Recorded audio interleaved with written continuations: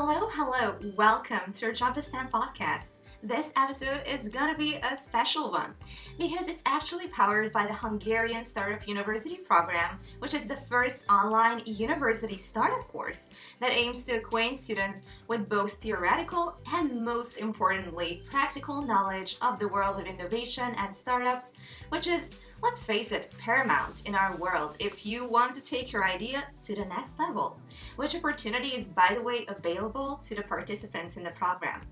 I'm so pumped to represent the HSUP as ambassador and invite entrepreneurially savvy and inspirational people on the podcast, like our guest today, Leó Asztalos, or authentically in Hungarian, Asztalos Leó. Leó is the CEO of BetterDose and medical student at the University of Szeged. BetterDose is a MedTech startup formed in 2020 by 3 enthusiastic university students during the HSUP program. Their aim is to develop new technologies in the field of clinical trials that are able to optimize patient adherence. Their core product is an automatic and smart pill dispenser so that you could be at ease when it comes to your loved ones. He also researched in the field of immunology, specifically tumor immunology, which is also going to be a fascinating topic to expand upon in the episode. And with no further ado, hello Leó, welcome on the podcast. Hello, Blanca. I'm very glad that I can be here today. A common little practice widely used and that stemmed from the business platform is the elevator pitch. And I don't want to put too much pressure on you, but you're probably used this scenario. So could you give an elevator pitch about yourself? Yes, of course. So basically, the problem that we are trying to solve is that in Hungary, for example, every third person suffers from some sort of chronic illness. But fortunately, today, with the help of medications, we can manage these diseases very good. But the problem is that medication only works if the patient takes them regularly and as intended. Statistics have shown that in only the European Union, approximately 100,000 deaths are linked to the mismanagement of medication among the elderly people. And this problem does not only affect the persons who are taking medications, but also their close relatives who are worrying about the health of their beloved ones. So that's why we started our company BetterDose, which is basically an automatic pill dispenser and a mobile application connected to it, so that people can manage their medication in a safe way.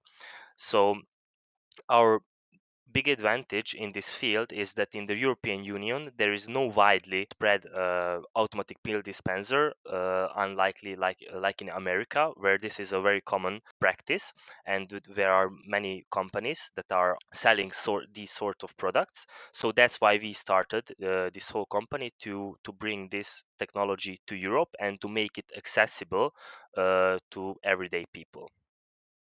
That sounds amazing. Hearing you expand upon it, it's just very difficult for elder care because elderly people, it comes harder for them to follow strict regimens of taking their prescriptions or following therapies in more severe cases.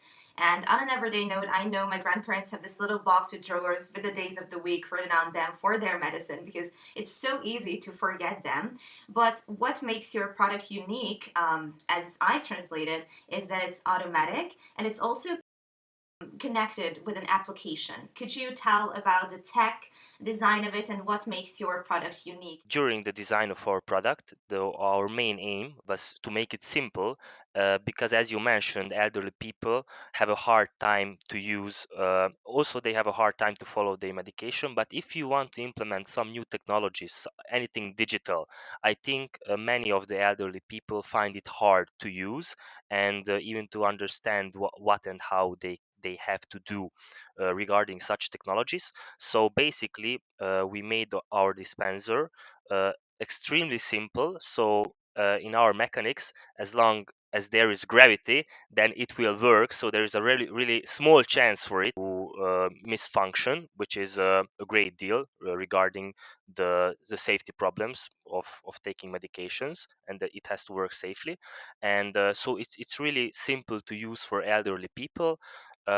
And also the mobile application part is important because of the relatives, because we want to keep track about these medications, and our device is able to send real-time notifications to relatives to ensure them that their beloved ones took the medication that they had to take at that moment. So this creates a feedback mechanism among the family members and elderly people.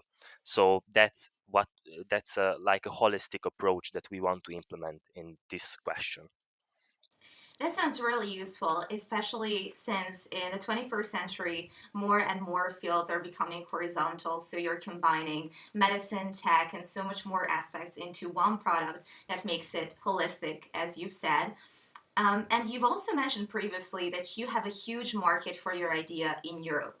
Could you expand upon your business model or how the envisionment of your idea, taking it to the practical level, happened? Currently, we are still in the development phase of our product, so we haven't entered the market yet, but we made market research, and it showed that in the case of our product, we would like to make it really affordable for people. So we wouldn't like to maintain a high price and high profit when selling or a pill dispenser, the hardware part, but we are offering a premium of our mobile application that offers much benefits for the users and for the relatives too, because basically we differentiate the user. Like elderly people, we assume that they won't be the ones who will be the customers, so they won't buy our product, because I think elderly people are not really into this high tech stuff. And so, but on the other side, people who are living far away from their parents or not in the same town, and who cannot feel helpless when it comes to the question of managing the health of their parents, I think they will have the motivation to buy this pill dispenser and to subscribe for our mobile application. So on the one hand, they help their parents or grandparents, and on the other hand, they get feedback, which is really useful for them, because it really shows if this piece of technology helped or improved something in the managing of medication or not. But I hope that it will, of course, improve. So that's how we target our market. So mainly our customers are middle-aged people or young people who would like to help their parents or grandparents in managing medication, and we offer our hardware for in Hungary, at least, for 100 euros, which I think it's not a big sum for such a device. And the application subscription would be 5 euros a month. That I think it's also, compared to Spotify, for example, it's not a horrible expense, taken into consideration how a serious matter and question this is. Absolutely, since you're talking about your health and the health of your loved ones. So it's worth to invest in it a little bit, and I think your price point is kind of funny to say is on point in a way. And another aspect you've mentioned about the personal applications of your product, but what about the companies who sell their medications? Do they benefit from your application? You mean pharmaceutical companies Yeah. who's yeah, and that's also a question that we addressed, because basically we can have a reliable and real-time data about medication usage among certain populations, and we also can have access to their demographic data and many kinds of information that would be useful. Nowadays it's a serious question because of all the rights about your information and so on. So in the first place, this isn't our main aim to provide these informations to the pharmaceutical companies, but it is certainly an option if the user agrees that he would like to share their information in exchange for some benefits. Then I think it's a viable model. But this is still a question that we haven't fully answered, how we would like to do this in specific way, because this is not part of our core problem that we are solving, but in the future it can be really interesting. I see. Thank you for your expansion on it. It can be a great milestone, but I can see where your approach is at first right now. In terms of the HSUP program, Since we are talking about the program as well, let's date back a little bit to the beginnings and ask you about your motivations. What prompted you to embark on the HSUP journey? We received an email that there is this huge opportunity and so on to if you have a lucrative business idea, come and join and so on. At the time, I hadn't anything on my mind and I was not really into the world of startups.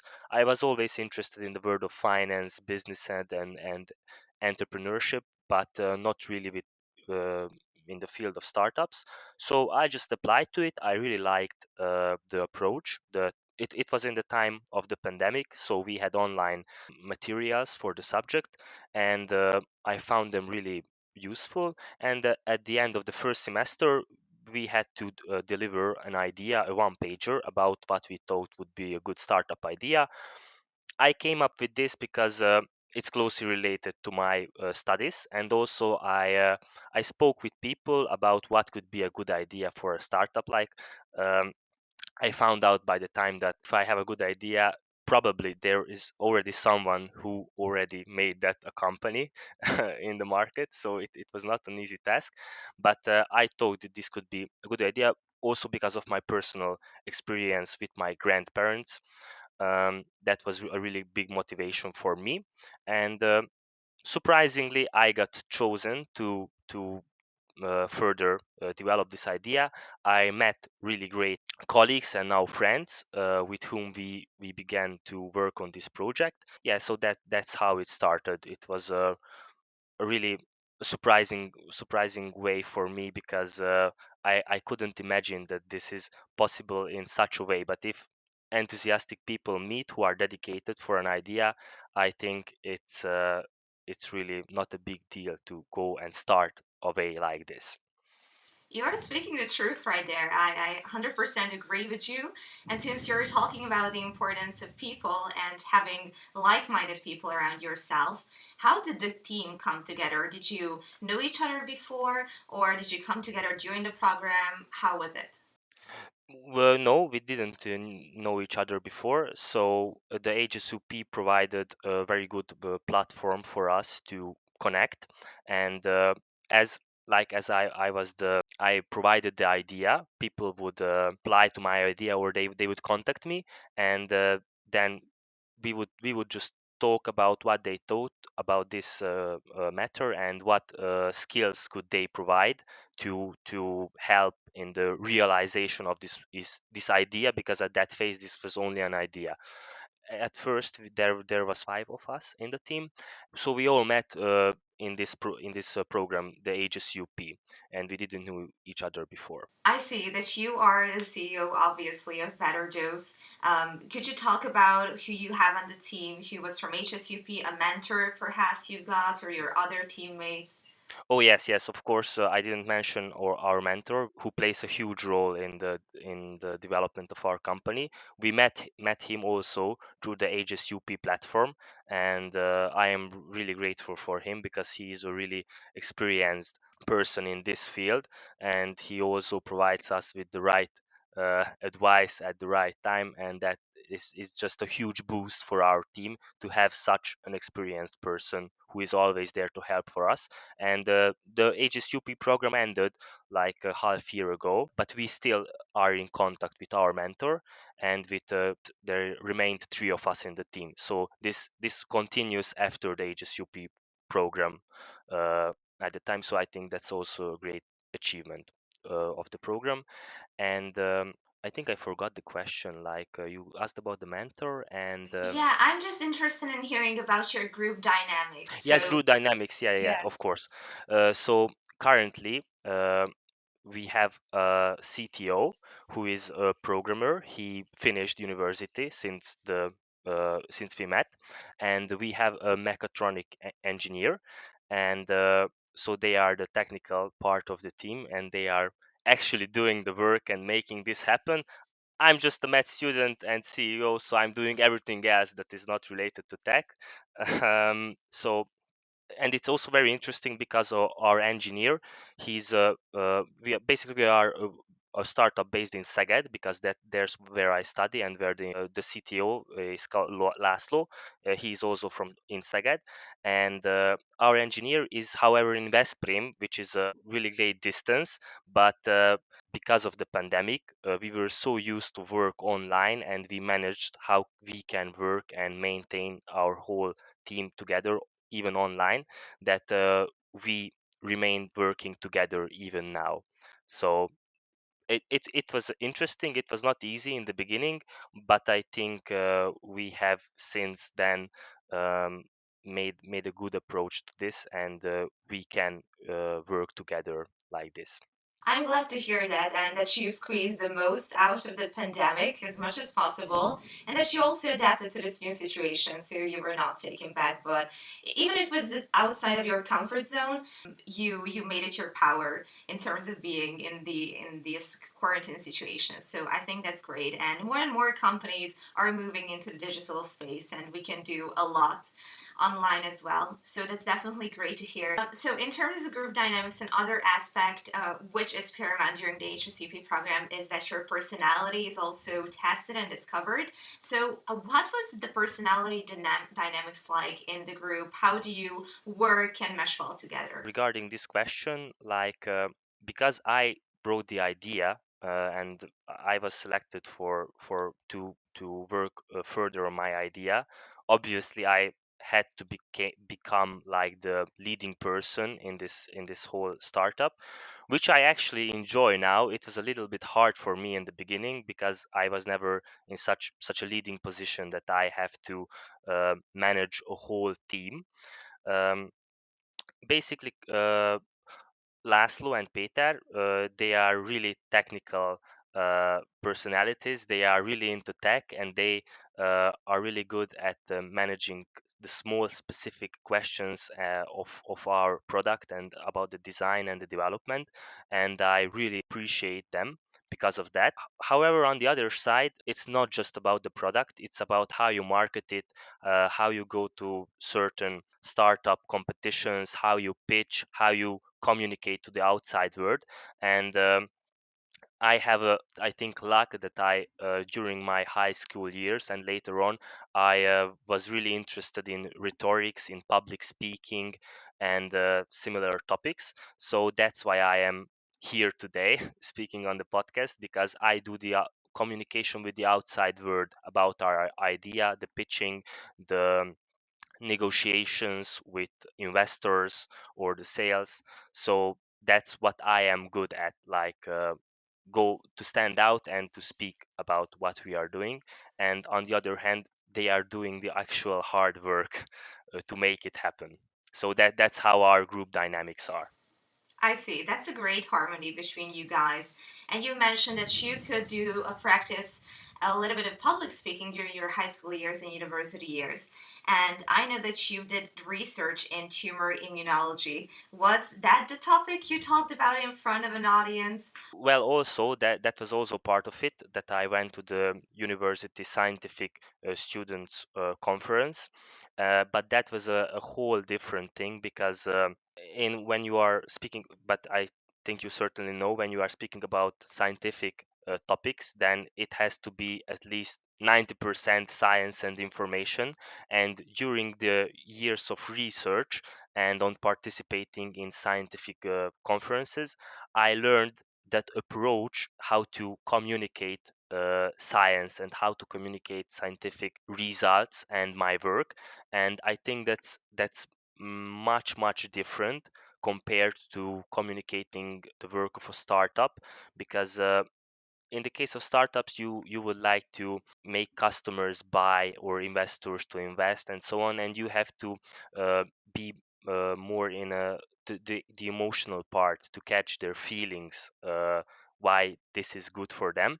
On the other hand, also in our product, science is has great importance, because we can scientifically measure if we actually start to sell our product, in what percentage it improves the health of people, and it how much it makes medication schedules safer. So I think that in the future I will also will have benefits of my previous scientific work and the scientific approach that is required to conduct even basic statistics and to communicate it. So yes, that was also part of my rhetoric like practice that I had during my life. But I'm also really interested in TED Talks, in Toastmasters clubs, and similar things. So that's the emotional part of the speaking. That's fantastic to hear. And you're really right. When you're talking about your product, you not only have to sell the raw data, which is, of course, an essential part of your core product and the message that you want to transmit, but it's really important to not just speak with your mind, but from your heart, and that it connects with the people who might be potential investors. Before starting and continuing with the HSUP journey, I'm interested in your research work in tumor immunology. What was your topic? Could you expand upon that? Oh yes, yes, of course. Before the HSUP, I was part of a program in Szeged that encouraged young students to participate in research really on the beginning of our studies, and I continued that for 4 years. So my topic specifically was tumor immunology and how it affects, on the one hand, what factors affect the process of tumor immunology, how effective it is, and how that affects the outcome of immunotherapies, which are really getting ground these days because they helped really much in the survival of cancer patients, but we still don't understand many things in that field.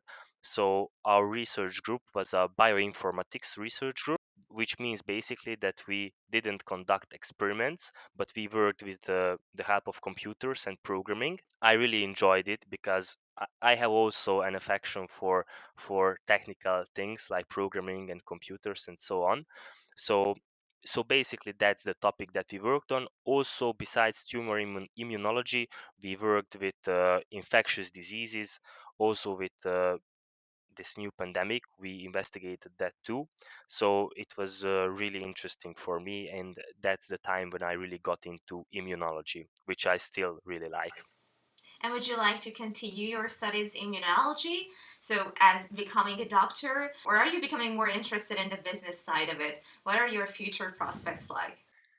Yeah, that's a really good question, but I have the answer to it. So after I get my degree in medicine, I would like to continue this project, this business, this startup. So, and the problem is I would really like to do research, do medicine in practice, do startups and everything. So I'm really interested in many things, but the problem is that I have to choose, because if I'm doing five things at the same time, that nothing will. I think that there is a much less chance for success in the specific fields. So currently my opinion is that I have chosen the startup, and after university, I would like to put all my time and energy into this project, and to see how it unfolds and to what extent it will be successful. Because that's still a question. I have the best hopes for it, but market will tell. Yeah, but I'm sure you will succeed. Your idea is already great, and you are on the right track to take it to the next level. And you're still going to be able to use your medical knowledge in terms of business as well. So that's not going to vanish into thin air. Yes, of course, I totally agree. But like being like a medical professional in business, it's a much more different than doing research or doing actual or like working an actual physician. But yes, I certainly think that I will have a great use of my knowledge also in the field of business. Absolutely. And I'm really interested in terms of the HSUP course because in the world of digitalism, I think it's becoming more common practice to collect and share our memories on online platforms. So, what have been some of your favorite key takeaways or, let's say, highlight moments from the course? For me, every step was a great deal. Like forming the team, it was really good to meet. Like the most interesting was that I was attending medical school for 5 years. You study your things, medicine, you think that's the most important thing in the world, and so on. then you get to know the world of finance, world of business. Then you get to know some word of engineering, which is really different from medicine, and I had absolutely no clue how complex that is also. And it was really good to meet people that are experts in their field and to manage to work together. I had also to learn very much about programming, about engineering, about finance, about how to make a business successful. And I think that's the greatest highlight of the whole project, that I got to know these many people with whom I also work until this day, many of them, and also in this as you said, digitalization is a big deal now and was also bigger in the when I attended HSUP. So I think many workshops, presentations, and like very useful programs became available online. And I think that is really unique for that period, because before you had to go travel to the capital city for some really good meeting or something like that, but now everything was online, everything was much easier available than before. I still think it's not the same if you if it's online, or if you have to, if you can meet people face to face and attend live on a conference or on a workshop. But on the other hand, it also makes it much easier for people that are not close to these centers to somehow participate and to get the knowledge from these workshops and presentations and programs that are available. So I would say these are the two big highlights. Also, a third one, there are many in the world of startups that was fascinating for me. Many experienced people that are older than me much more are really uh, gladly and ready to help young people like us to help to make our dreams come true and to make our business more successful. And I found it really fascinating how they how we could just contact these people and to make a short meeting of half an hour, and they would say their thoughts about our idea. They would tell us advice, what to improve, how to improve. And I find this really valuable. So, and I'm also thankful for all of them who mentored us in some way. Those are crucial aspects and takeaways that you mentioned. And it's also true that content is more accessible now, and we can have that freedom to choose from a vast array of possibilities. And the fact that you've had people who you look up to from older generations, I've just been reminded of older stories of, Indian tribes when young men were becoming, part of the tribe. They were taking out in the wilderness to be prepared for, I don't know, hunting an animal or taking on new challenges, and they had to look up to the more respected players of the group. So it's kind of like a modern version of becoming a full-on adult or a full-on entrepreneur. Yes, absolutely, I agree, and I would like to quote my mentor, uh, Kardos Lajos, who said that why is he doing this? Like, why is he passing information and experience down to younger generations? Because he says time is it, you have a limited amount of time, and if you invest time in something, that you won't get that time back. But on the other hand, knowledge is something that if you pass it to the younger generations, you won't lose anything if you pass that knowledge, and it can be really fruitful for everyone to whom you pass that knowledge to. So I think that's a really great mindset from him. And he also showed that in practice, particularly with our startup, how he does it. So I'm really grateful for him. Yes, that's a sentiment full of wisdom. So it's really great that you shared it as well. And we are now moving into the how and if questions department. So, how do you envision the future of entrepreneurship? Oh, that's a hard question because I am also new to this field, but because of the many changes in our how content is available, and also thanks to the HSUP program, that entrepreneurship is not only for now, it's not only accessible for a limited amount of people who are, so to say, close to the fire like in a good place or somewhat in a favorable place, but it is more widely accessible to a great amount of young people. And I think that this will encourage also many people to think about something, to make an idea, and then to implement it, to develop it, to make it come true. And I think we will see many new entrepreneurs entering the whole scene in the future. So that's what I am thinking, but I'm not a really professional in this, so that's just my opinion.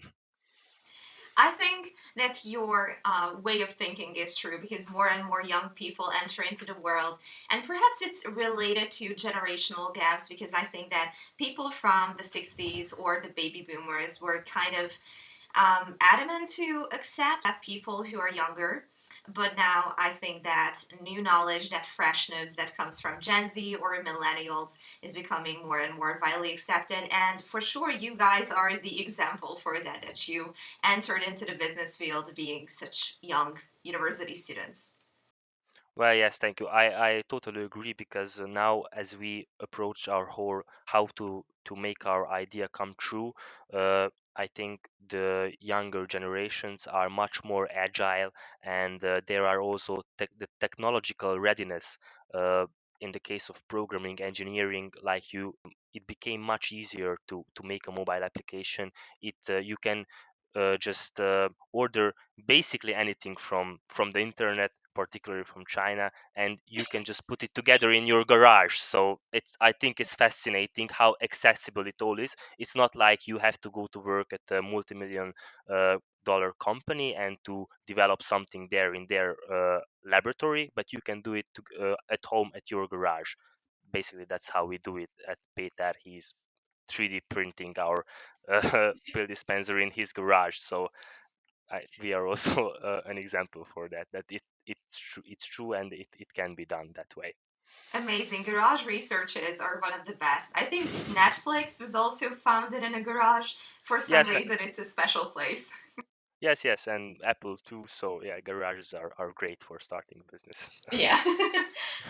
And now, just let's talk a little bit about the future and the plans with BetterDose, just to wrap it around and make it all go back to the initials and have a full circle. So, you've ended the HSUP program. I believe your MVP is ready now. Are you going to go to investors? What are going to be your future steps?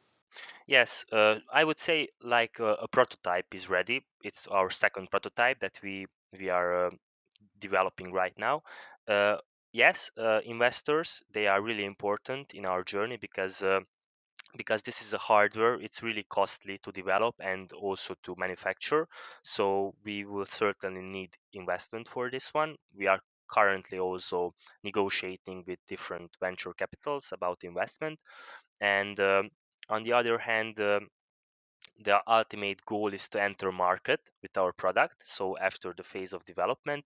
And we are when I say we, I mean Laszlo and Peter. They are really working really hard on making this product work and to make it a market ready product.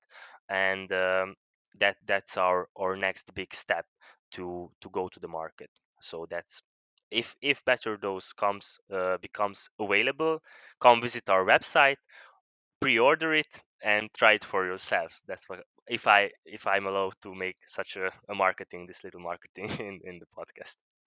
Absolutely. Is it betterdose.com? Betterdose.hu, so HU. Hungary. Okay, Yeah, Hungary. Absolutely. yeah, Then go on www.betterdoes.hu to find yeah. out more. I think that makes up a commercial, doesn't it? Yes, absolutely. Thank you. Okay. And now we are going to do the if questions. So the first if question is going to be if you were a czar of legal legislation, so you have kind of omnipotent power, what would you change about our society and why? Who?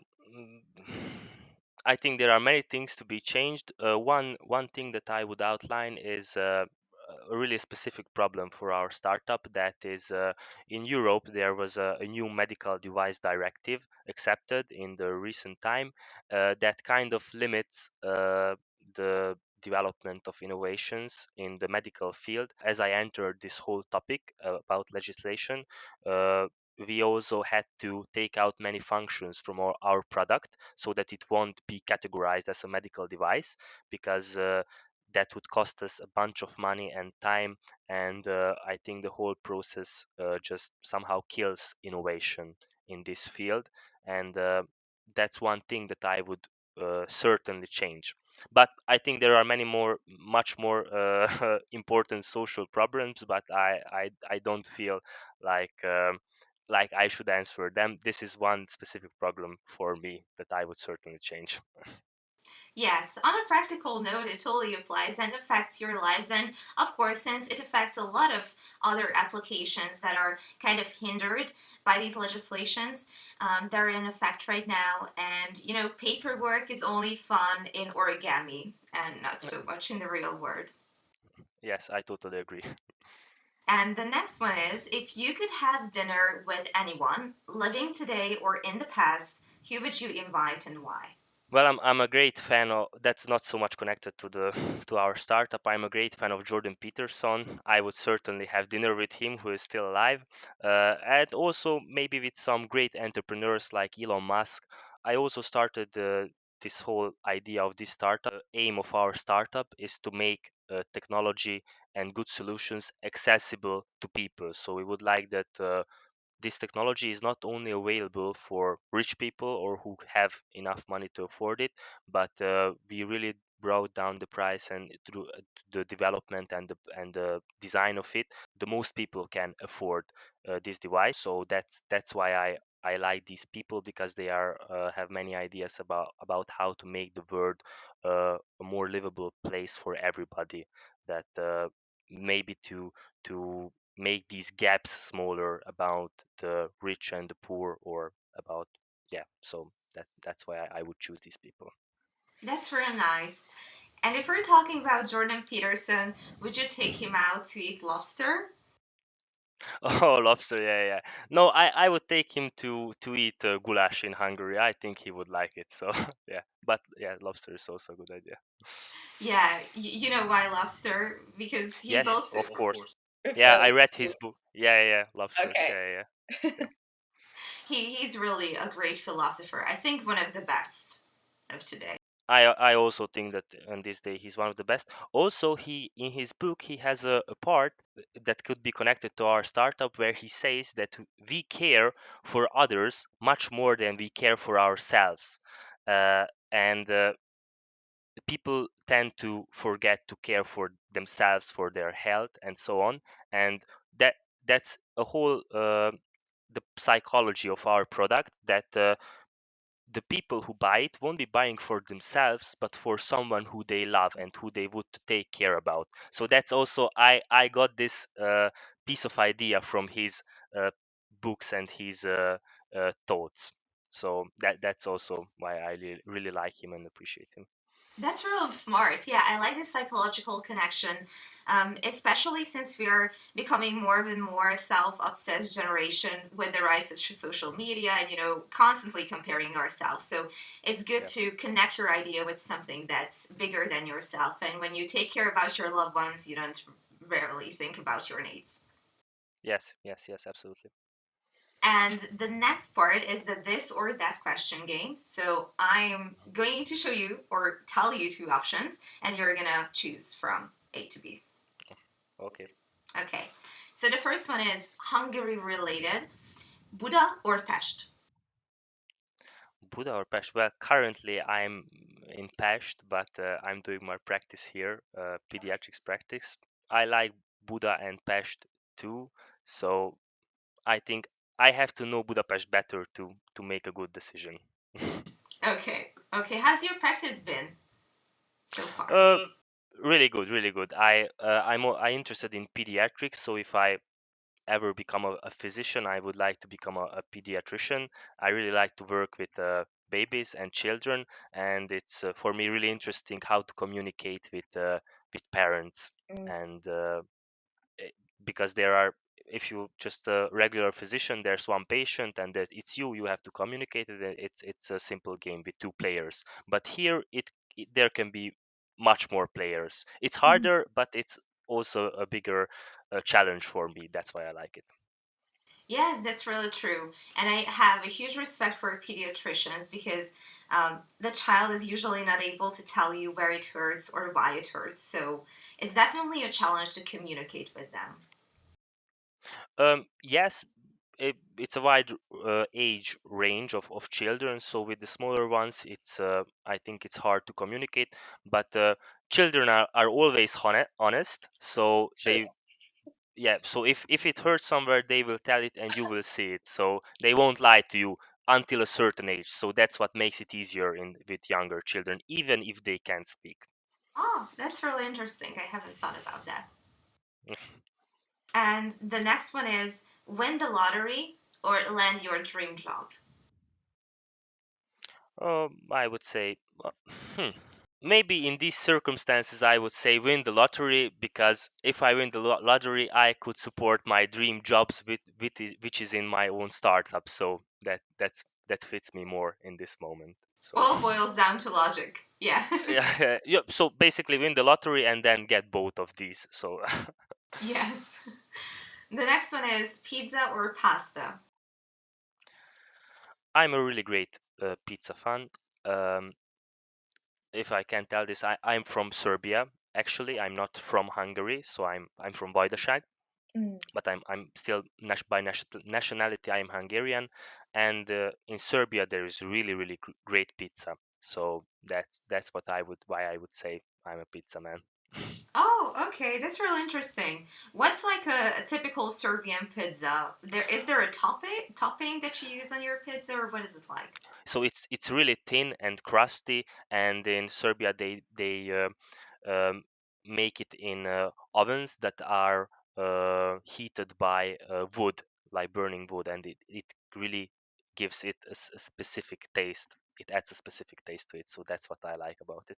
Ah, nice. It's really crunchy as well. Yeah, really crunchy. Yeah, And the next one is test the waters or dive in the deep end. So take a plunge. I'm a more cautious type, so I would say the first one.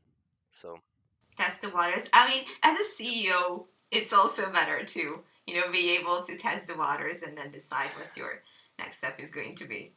yes, but you have to know how to implement both of these approaches, because in some situations I think the one is appropriate, in others the other one. But I'm a more cautious type, so I would say yes, that I'm more cautious.